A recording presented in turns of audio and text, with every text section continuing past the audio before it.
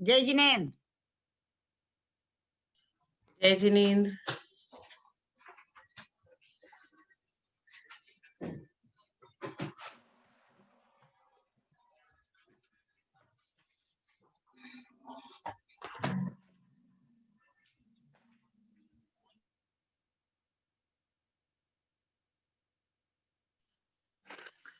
जय जिनेन्द्र सोनू बहन जी। जय जिनेन्द्र नेमीचंद जी भाई साहब, बाबूजी जय जिनेन्द्र। जय जिनेन्द्र। प्रणाम।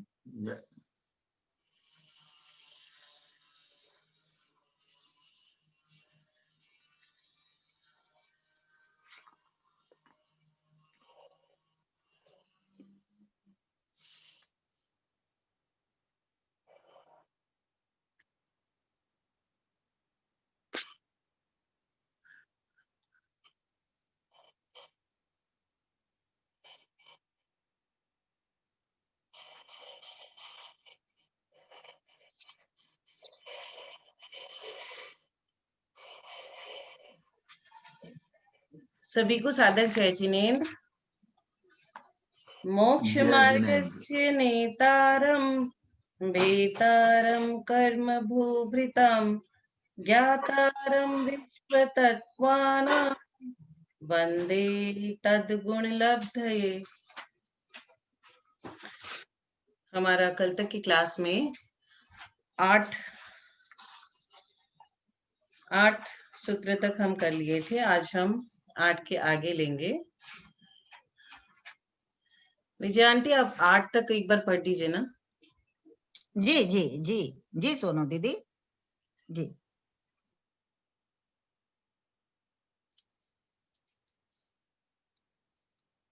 जय बोलिए आचार्य उमा स्वामी महाराज की जय।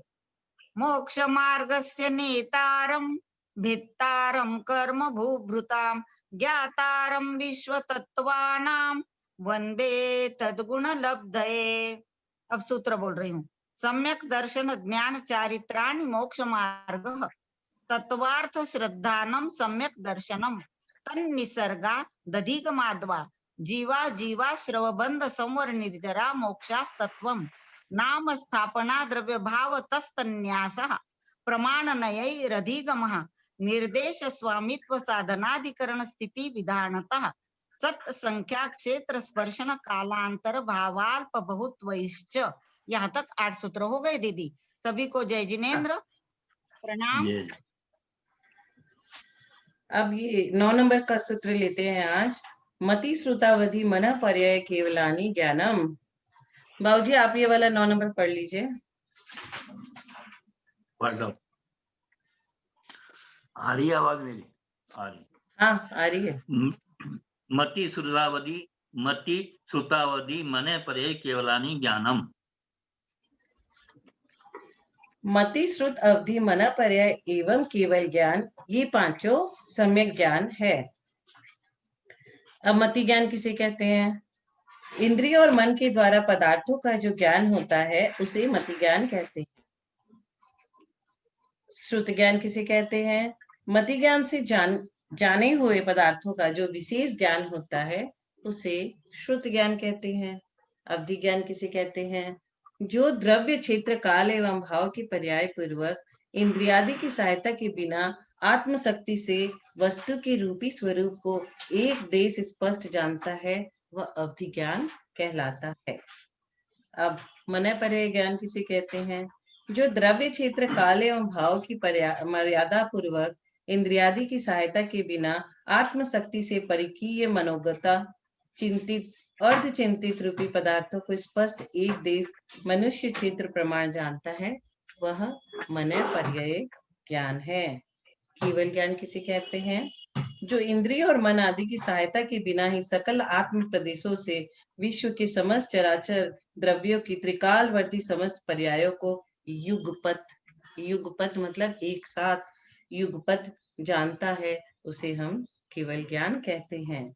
सम्यक ज्ञान का प्रकरण होने से ये पांचों ही ज्ञान सम्यक ज्ञान है। इस सूत्र में ज्ञान के आगे सम्यक पद विशेष प्रथम सूत्र से अनुवृत्ति द्वारा ग्रहण किया गया है, अतः ये पांचों ही ज्ञान सम्यक ज्ञान है।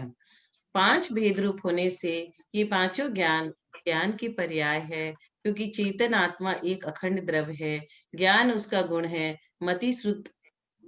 मति श्रुत ज्ञानादि इसकी पर्याय हैं। सिद्धों में शुद्ध आत्मा द्रव्य होने से शुद्ध ज्ञान गुण रहता है, अतः सिद्धों में केवल ज्ञान न कहकर मात्र ज्ञान कहा जाता है। पांचों ज्ञानों में केवल ज्ञान पूज्य है और महान भी है, फिर भी उसकी उत्पत्ति सबसे अंत में हुई है, अतः इसे सबसे अंत में रखा है।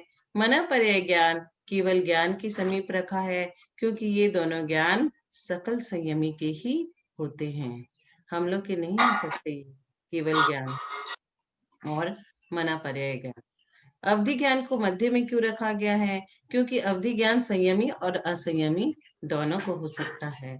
मति और शुद्ध ज्ञान को पहले इसलिए रखा गया है कि असंयत सम्यक दृष्टि जीव बिना अवधि ज्ञान के, बिना संयम के भी इन दोनों ज्ञानों का अनुभव करते हैं। मतलब ये सभी को होता है। संसार में शिष्य क्या जिज्ञासा करता है कि संसार में सभी जीवों लोगों के पास ज्ञान है, लेकिन कोई इंद्रिय, कोई मन, बुद्धि, सन्निकर्ष आदि को ज्ञान मानते हैं, जबकि आपने इन पांचों ज्ञानों को ही सम्यक ज्ञान माना। इसके अलावा आपने सूत्र संख्या 6 में कहा था कि प्रमाण और न्याय के द्वारा भी ज्ञान होता है, अतः कौन से ज्ञान कितने प्रमाण रूप है, ऐसी जिज्ञासा होने पर आगे का सूत्र आचार्य ने लिखा, तत्प्रमाणे। यह पांचों सम्यक ज्ञान ही 2 प्रमाण रूप है। प्रमीणोति इति प्रमाणम, जो सम्यक प्रकार से जानता है वह प्रमाण है। सम्यक ज्ञानम प्रमाणम, अतः ये पांचों सम्यक ज्ञान ही परोक्ष और प्रत्यक्ष ये 2 प्रमाण रूप है। सम्यक ज्ञानों की पुष्टि के लिए, मिथ्या ज्ञानों के निराकरण के लिए इस सूत्र को बनाया गया है। ये पांचों ज्ञान ही 2 प्रमाण रूप है, क्योंकि सूत्र में प्रमाणे पद द्विवचन रूप है, जिसका अर्थ है प्रमाण 2 प्रकार के हैं। इनसे ही जीवादि तत्वार्थों का सम्यक ज्ञान होता है। इंद्रिय, मन, बुद्धि, सन्निकर्ष से जो ज्ञान होता है वह पूर्ण एवं विरोधाभास रूप ज्ञान होता है, क्योंकि सन्निकर्ष ज्ञान से सूक्ष्म परमाणु आदि, वैवहित, दूरवर्ती, राम रावण आदि विप्रकृष्ट अतिक द्रव्य आदि का ग्रहण नहीं हो सकता, अतः सन्निकर्ष ज्ञान अपूर्ण ज्ञान है। अब शिष्य जिज्ञासा करता है कि जो पांचों सम्यक ज्ञान है वे 2 प्रमाण रूप है, अतः प्रथम प्रमाण का नाम क्या है? ऐसी जिज्ञासा होने पर आगे का सूत्र आया। आगे के सूत्र नंबर 11 में ऐसा कहा गया है कि आधि परोक्षम, आदि अर्थात प्रारंभ के 2 ज्ञान परोक्ष प्रमाण हैं। प्रारंभ के कौन से? मति ज्ञान और सुत ज्ञान। आधे पद में द्विवचन होने से आदि यानी प्रारंभ के मति और श्रुत ज्ञान ये 2 परोक्ष ज्ञान कहा गया है इनको। मति और श्रुत ज्ञान परोक्ष प्रमाण है, क्योंकि ये दोनों ज्ञान इंद्रिय और मन की सहायता से उत्पन्न होते हैं। इंद्रिया और मन आत्मा से परे है, अतः वे परोक्ष ज्ञान है। अब शिष्य क्या जिज्ञासा करता है कि जब परोक्ष प्रमाण रूप आदि के 2 ज्ञान हैं, तब दूसरे प्रमाण रूप बाकी के 3 ज्ञान क्या है? ऐसी जिज्ञासा होने पर आगे का सूत्र कहते हैं, प्रत्यक्ष मन्यतः, प्रत्यक्ष शेष 3 ज्ञान, मतलब कौन से? अवधि, मना पर्याय और केवल ज्ञान प्रत्यक्ष प्रमाण है, क्योंकि आगे की सूत्र में कहा गया था आधे परोक्षम, मतलब आगे के 2 ज्ञान जो है वो परोक्ष है, और जो पीछे के 3 है प्रत्यक्ष मन्यत, मतलब शेष 3 ज्ञान मन पर्याय, अवधि और केवल ज्ञान ये प्रत्यक्ष प्रमाण है। मति और सुत ज्ञान को छोड़ करके शेष अवधि, मन पर्याय और केवल ज्ञान ये तीनों प्रत्यक्ष ज्ञान है। जो ज्ञान बाह्य इंद्रियादि की अपेक्षा से न होकर केवल आत्मा के अवलंबन से होता है, उसे प्रत्यक्ष ज्ञान कहते हैं। अपनी आत्मा के अंदर उतरने से लोगों को ये ज्ञान होता है, क्योंकि आजकल के लोगों में तो केवल ज्ञान हो नहीं सकता है पंचम काल में। अवधि ज्ञान और मनय पर्याय ज्ञान ये भी नहीं पाया जाता है। मति ज्ञान और श्रुत ज्ञान तो सभी को होता है। प्रति प्लस अक्ष मतलब प्रत्यक्ष, प्रतिकार्थ भाग या हिस्सा, अक्ष का अर्थ आत्मा, जिसका आत्मा के साथ सीधा संबंध है उसे हम प्रत्यक्ष कहते हैं। पहले यहाँ परोक्ष और प्रत्यक्ष ज्ञान में अंतर समझ लेना आवश्यक है। जो ज्ञान अधूरा और अस्पष्ट जानता है वह परोक्ष ज्ञान है। जो ज्ञान पूरा और स्पष्ट जानता है वह प्रत्यक्ष ज्ञान है। प्रत्यक्ष ज्ञान के दो भेद होते हैं, पहला देश प्रत्यक्ष और दूसरा सकल प्रत्यक्ष। देश प्रत्यक्ष किसे कहते हैं? जो एक देश स्पष्ट जाने वह देश प्रत्यक्ष है। सकल प्रत्यक्ष जो सर्व देश स्पष्ट जाने वह सकल प्रत्यक्ष है। करुणन योग की अपेक्षा क्षयोपम ज्ञान तो एक देश प्रत्यक्ष है ही, लेकिन क्षायिक सम्यक दर्शन के साथ होने वाला ज्ञान भी एक देश प्रत्यक्ष हो सकता है, कारण कि क्षयोपम ज्ञान को 12वें गुणस्थान तक अज्ञान भाव कहा गया है। 13वें गुणस्थान में केवल दर्शन के साथ होने वाला केवल ज्ञान सकल प्रत्यक्ष है। अवधि और मना पर्याय एक प्रदेश प्रत्यक्ष है, क्योंकि ये दोनों ज्ञान द्रव्य क्षेत्र काल एवं भाव की मर्यादा में रूपी पदार्थों को आत्मा से एक प्रदेश प्रत्यक्ष को स्पष्ट रूप से जानते हैं। घर की खिड़की से शहर को देखना, आप अपने घर में खड़े हो गए और खिड़की से बाहर झांक के शहर को देख रहे हो, यह एक देश प्रत्यक्ष है। पर आपने क्या किया, घर से सीधे छत पे चले गए और छत से शहर को देखना, ये सर्वदेश प्रत्यक्ष है, एक देश और सर्वदेश। अब शिष्य जिज्ञासा करता है, सम्यक ज्ञानों के 5 भेद बताकर उसके 2 भेद कहे, अब आप मति ज्ञान के बारे में बतलाएं। ऐसी जिज्ञासा होने पर आगे का सूत्र कहते हैं, मति स्मृति ही संज्ञा चिंता विनिबोध इत्यनर्थांतरम। मति स्मृति संज्ञा चिंता अभिनिबोध इति अर्थ अंतरम। सूत्र का यह अर्थ है कि मति ज्ञान, स्मृति ज्ञान, संज्ञा, चिंता और अभिनिबोध ये पांचों नाम मति ज्ञान के ही पर्यायवाची है, अर्थात मति ज्ञान के ही नामांतरण है, अर्थात अर्थांतर नहीं है। ये पांचों नाम वाले मति ज्ञानावरण कर्म के क्षयोपम से होते हैं। व्युत्पत्ति अर्थ, अब हम लोग सबका अलग अलग से अर्थ समझे।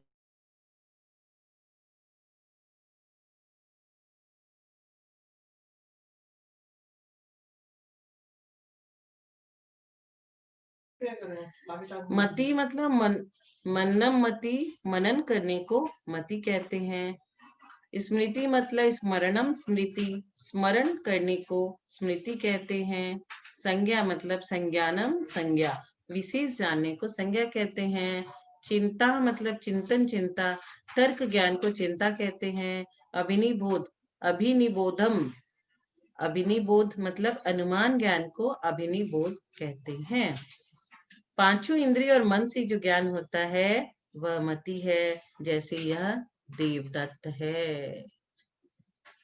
स्मृति मतलब पहले जाने वाली देखी हुई वस्तु, व्यक्ति के स्मरण को स्मृति कहते हैं, जैसे यह वही देवदत्त है जिसे हमने कल देखा था।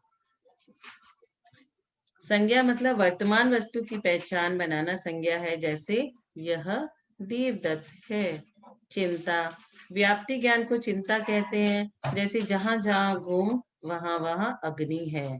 जब हमें धूम दिखाई दिया अर्थात हमें धुआं दिखाई दिया तो हम समझ जाएंगे कि वो अग्नि से ही आया है।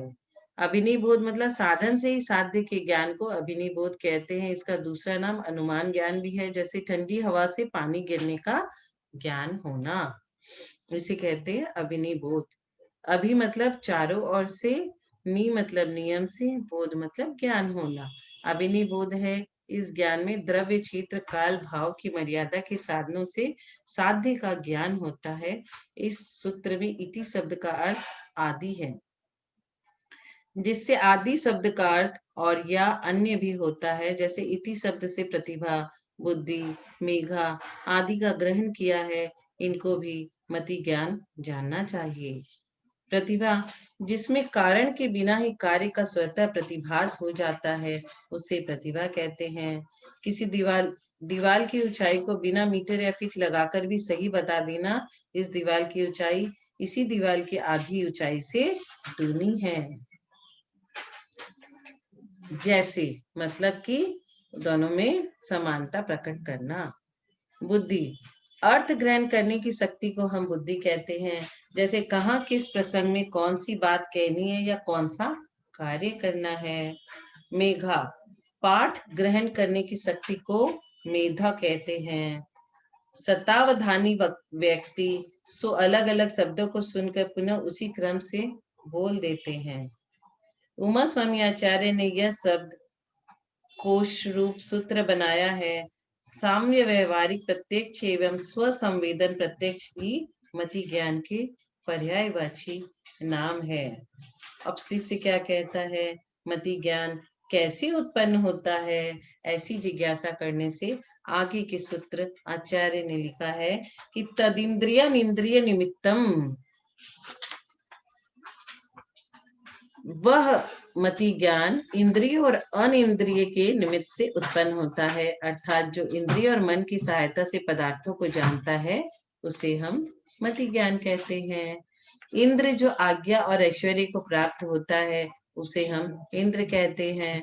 परंतु यहाँ इंद्र शब्द का अर्थ आत्मा है।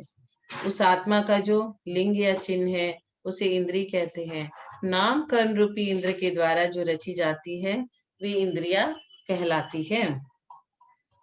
इंद्रिया को आत्मा का लिंग या चिन्ह इसलिए कहा गया है क्योंकि स्पर्शन आदि इंद्रिया आत्मा के सूक्ष्म अस्तित्व का ज्ञान कराती है।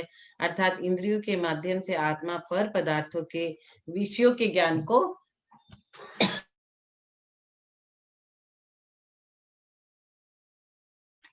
ग्रहण करती है। जैसे अग्नि के बिना धूम नहीं होता, उसी प्रकार आत्मा के बिना इंद्रिय विषयों का ज्ञान नहीं होता।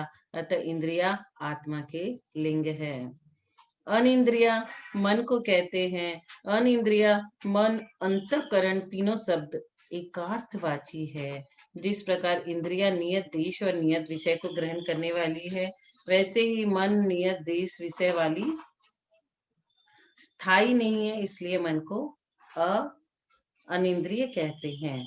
मन को अतःकरण इसलिए कहते हैं क्योंकि मन को गुण दोष विचार आदि कार्यों में इंद्रियों की अपेक्षा नहीं रहती है तथा चक्षु आदि इंद्रियों के समान मन की बाह्य चिन्हों के द्वारा उपलब्धि भी नहीं होती, इसलिए अंतःकरण है।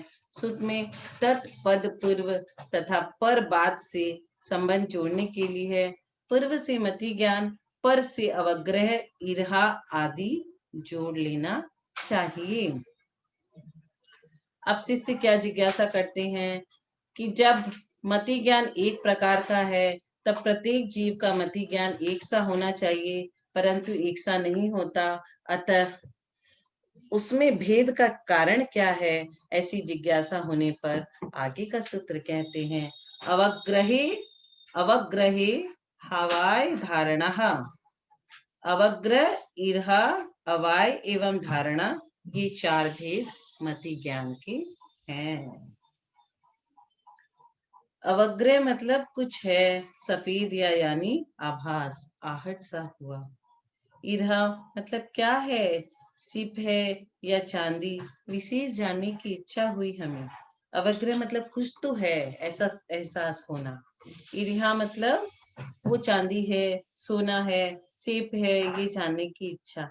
अवाय मतलब ये है, चांदी है, यानी निर्णयात्मक ज्ञान, मतलब अब हम कंफर्म हो गए। पहले था कुछ है, फिर लगा चांदी है, फिर लगा हाँ ये चांदी ही है। धारणा मतलब यही था, यही चांदी थी, यानी भविष्य में भूलना नहीं। मति ज्ञान का कथन होने पर भी संसार के समस्त प्राणियों के मति ज्ञानावरण कर्म का क्षयोपशम भिन्न भिन्न है। अतः सभी का मति ज्ञान एक सा नहीं है। मति ज्ञान के प्रारंभ होने से उसके पूर्व होने तक उसके 4 प्रमुख भेद हो जाते हैं और उत्तर भी 336 है। जैसे केवल ज्ञान, भगवान के समोसरण के समय 18 महाभाषा और 700 लघु भाषा, इतनी सारी भाषाओं में सभी जीवों को उनका ज्ञान समझ में आता है। वैसे मति ज्ञान के लिए कहा गया है कि मति ज्ञान के प्रारंभ से उसके पूर्ण होने तक 4 प्रमुख भेद हैं और उत्तर भेद 336 है। अवग्रह विषय विषय के सन्निपात रूप दर्शन के पश्चात जो अर्थ प्रदान का प्रथम ग्रहण होता है उसे अवग्रह कहलाता है। जैसे यह कुछ सफेद सा है, ईर्हा अवग्रह से ज्ञात पदार्थों का विशेष रूप से जानने की इच्छा करना ईर्हा है। जैसे ये सफेद सा क्या है, सिर्फ चांदी या सोना। अवाय विशेष चिन्ह देखने से वस्तु का निर्णय हो जाना, जैसे सफेद वस्तु का लक्षण से परीक्षण करने पर ये चांदी ही है। अब आप इसमें एक और एग्जांपल लगा सकते हैं। जैसे कोई पानी में कोई आपको हाथी की सूंड दिखी तो आप क्या समझ लिए कि जरूर इसके अंदर हाथी है और हाथी स्नान कर रहा है। सूंड देखकर हाथी का अनुमान लगा लेना, इसको अवाय कहते हैं। धारणा अवाय से निर्णय किए गए पदार्थों को कालांतर में भी नहीं भूलना, यह धारणा है कि यह वही चांदी है, यह वही सिप है जो उस सिप के साथ हमें मिली थी। स्मृति मति ज्ञान का नाम है। धारणा मति ज्ञान का एक भेद है। प्रत्यभिज्ञान भूत और वर्तमान का जोड़ रूप ज्ञान है। इन तीनों में धारणा और स्मृति कारण है, प्रत्यभिज्ञान कार्य है, अर्थात धारणा स्मृति में कारण है और स्मृति प्रत्यभिज्ञान में कारण है। ईर्हा में यह होना चाहिए, ऐसे निर्णय के लिए ईर्हा होता है, अतः ईर्हा संशय नहीं है। संशय में वस्तु को पूर्ण लक्षणों से जानने और देखने के बाद भी निर्णय नहीं होता है। कुछ लोग झिनवानी पे संशय करते हैं, उन्हें कभी भी सम्यक दर्शन नहीं हो सकता। तो किसी भी चीज में ये संशय में वस्तु को पूर्ण लक्षणों से जानने और देखने के बाद भी यहाँ निर्णय नहीं हो सकता। अध्यात्म में अवग्रहादि पर पदार्थों के लक्ष्य हटाकर मन और बुद्धि को आत्म सन्मुख करने से जो ज्ञाता रूप सामान्य ज्ञान होता है वह अवग्रह है। विशेष अनुभव की ओर ललक रखना ईर्हा है। अतीन्द्रिय आनंद के चिन्ह द्वारा यही आत्मा है, ऐसा निश्चय होना अवाय है। अतीन्द्रिय आनंद को कभी न भूलना धारणा है। राग द्वेष की बातों में अवग्रह हो तो ईर्हा आदि में नहीं सोचना चाहिए। शिष्य अब क्या कहते हैं, अवग्रह आदि जो मति ज्ञान के भेद है वे कितने प्रकार से हैं, अब कहाँ कहाँ किस पदार्थ में लगते हैं, इस प्रकार की जिज्ञासा होने पर आगे का सूत्र कहते हैं। मतलब पहले हमने क्या पढ़ा कि 5 प्रकार के ज्ञान होते हैं, मति ज्ञान, सुत ज्ञान, अवधि ज्ञान, मनःपर्यय, केवल ज्ञान। फिर हमने मति ज्ञान के कितने भाग होते हैं और वो समझा। अब यहाँ पे आचार्य से शिष्य ने यह प्रश्न किया कि अवग्रह आदि जो मति ज्ञान के भेद है वे कितने प्रकार से हैं। विजय आंटी आप ये जो 9 से 16 तक एक बार पढ़ दीजिए ना। बोलिए दीदी। 9 नंबर सूत्र से 16 नंबर तक एक बार पढ़ दीजिए। जी जी जी दीदी, 9 नंबर का सूत्र पढ़ रही हूँ पहले।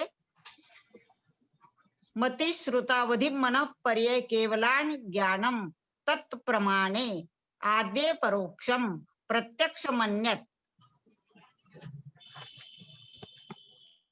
मति स्मृति संज्ञा चिंता विनिबोध इत्यनर्थांतरम तदिन्द्रियानिन्द्रिय निमित्तम अवग्रहे हावाय धारणः बहुविध क्षिप्रानि श्रुतानुक्त ध्रुवानाम सेतरानाम। 16 तक ही ना दीदी? हाँ हाँ, ये 16 वाला एक्सप्लेन कर देते हैं। इसका हाँ करिए आप। 16 सूत्र का अर्थ है बहु, बहुविध, क्षिप्र, अनिश्रित, अनुक्त और ध्रुव तथा इनसे उल्टे एक, एकविध, अक्षिप्र, निश्रित, उक्त, अध्रुव, इन 12 प्रकार के पदार्थों के अवग्राहिक ज्ञान होते हैं। बहु का उल्टा क्या होता है? एक। बहु बहुवचन में करते हैं एक वचन और बहुवचन। बहु का उल्टा एक, बहुविध का उल्टा एक विध, क्षिप्र का उल्टा अक्षिप्र और अनिश्रित का उल्टा निश्रित, अनुक्त का उल्टा उक्त, ध्रुव का उल्टा अध्रुव। इस तरह बहु आदि के 12 भेद हो जाते हैं। तो आचार्य क्या करते हैं श्लोक में, उनका जो 6 का विपरीत होता है ना, उसमें वो शॉर्टकट दे देते हैं, सबका नाम नहीं दे करके, ताकि सूत्र छोटा हो जाए। बहु, बहुविध, क्षिप्र, अनिश्रित, अनुक्त और ध्रुव तथा इनसे उल्टे एक, एक विधि, अक्षिप्र। अब हम बहु शब्द संख्यावाची और वैपुल्यवाची भी है। संख्यावाची जैसे 1, 2, 3 आदि, और वैपुल्यवाची जैसे बहुत से गेहूं, बहुत से चावल। बहु यहाँ एक समान वस्तु के प्रकार में बहुत्व का प्रयोग होता है, जैसे बहुत गेहूं, बहुत चावल। बहुवचन और एक वचन।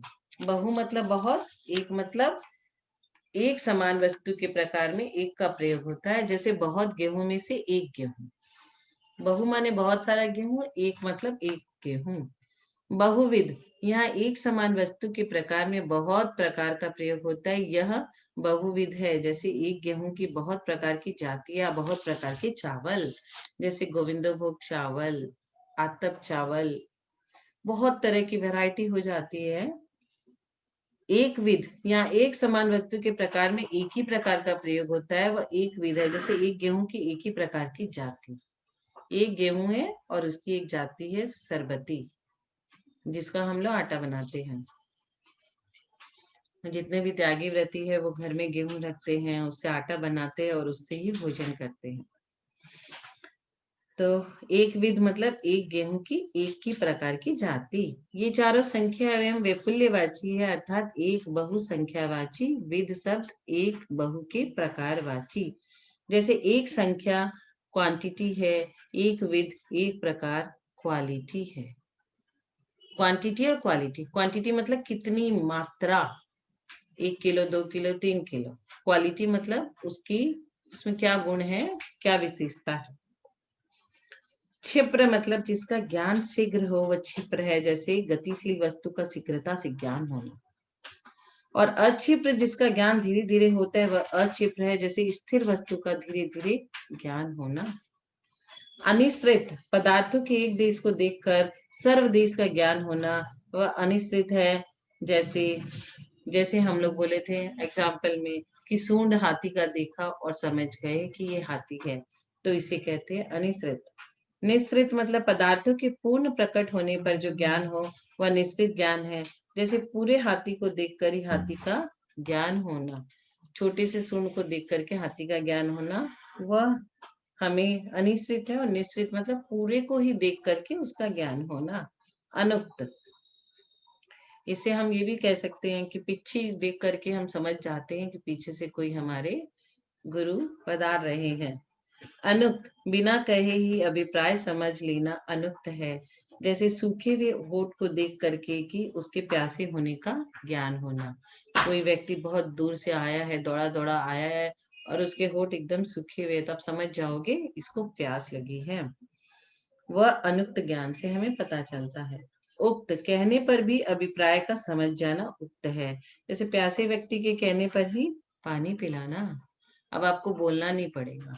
जैसे कि 3 बजी और आप तत्वार सूत्र की बुक खोल के बैठ गए, तो ये क्या हुआ, उक्त। आपको मालूम है बुक माने कौन सी बुक, तत्वार सूत्र की, क्योंकि उसका अध्ययन होना है। ध्रुव, बहुत समय तक जिसका ज्ञान यथार्थ बना रहे वह ध्रुव है, जैसे पर्वत आदि स्थिर पदार्थों को जानना। अध्रुव, चंचल वस्तु के ज्ञान को अध्रुव कहते हैं, जैसे बिजली, जल तरंग इत्यादि।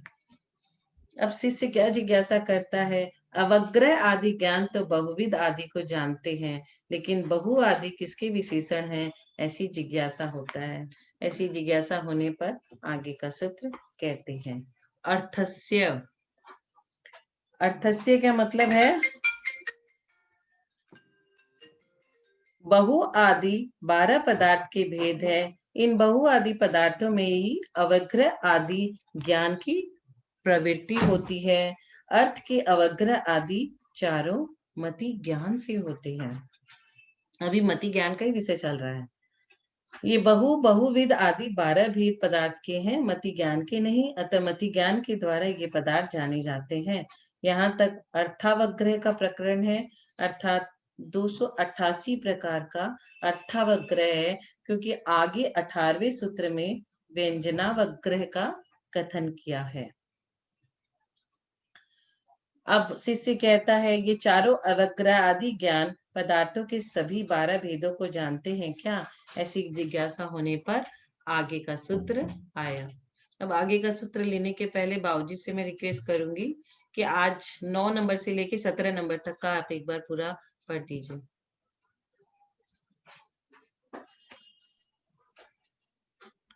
निमीचंद जी, बाबूजी। हाँ हाँ, पढ़ रहा हूँ।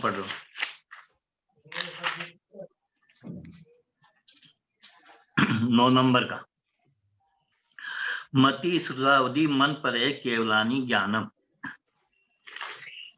10वां तत्प्रमाणे, ये 10वां हो गया। फिर 11वां आधे परोक्षम, 12वां प्रत्यक्ष मन्यते,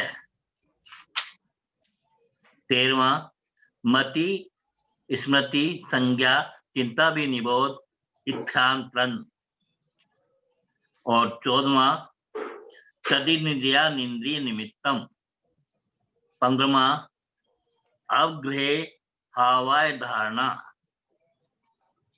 16वां बहुविध क्षिप्राणि श्रुतानुक्त ध्रुवाणाम क्षेत्राणाम,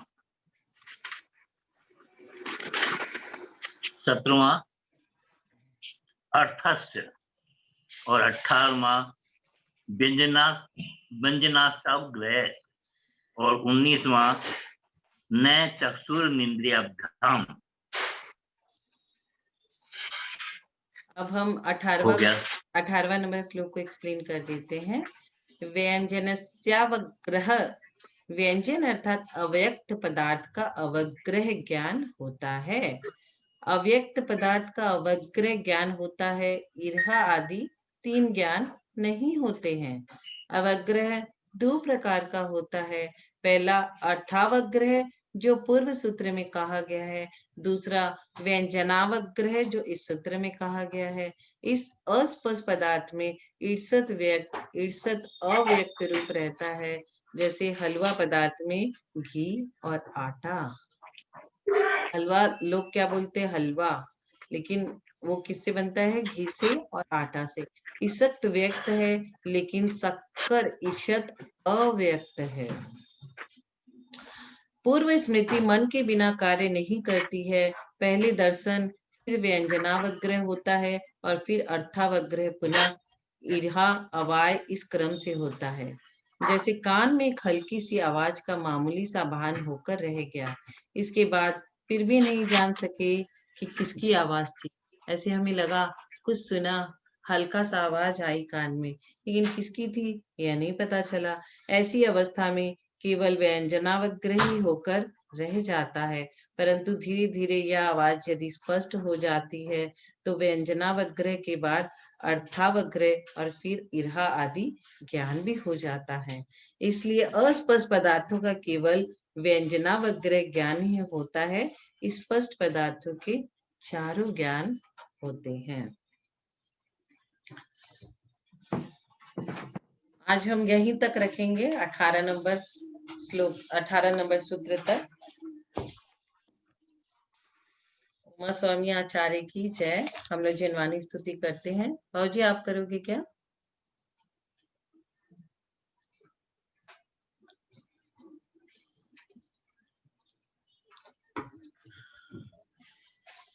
बाबूजी आप जिनवानी स्तुति करोगे क्या?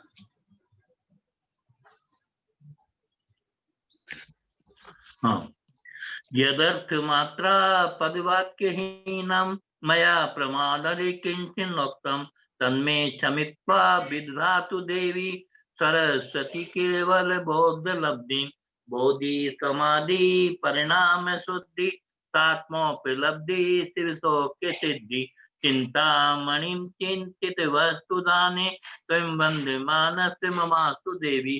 जावाणी के ज्ञान से सूझे लोकालोक तो वाणी मस्तक धरु सदा देते है डोक।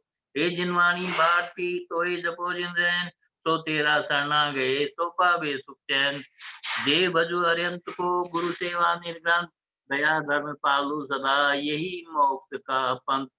जय बोलो उमा स्वामी भगवान की जय। तत्वार शुद्ध ग्रंथ राज की जय हो। द्वादशांक जिनवाणी माता की जय हो। नौवा नमो का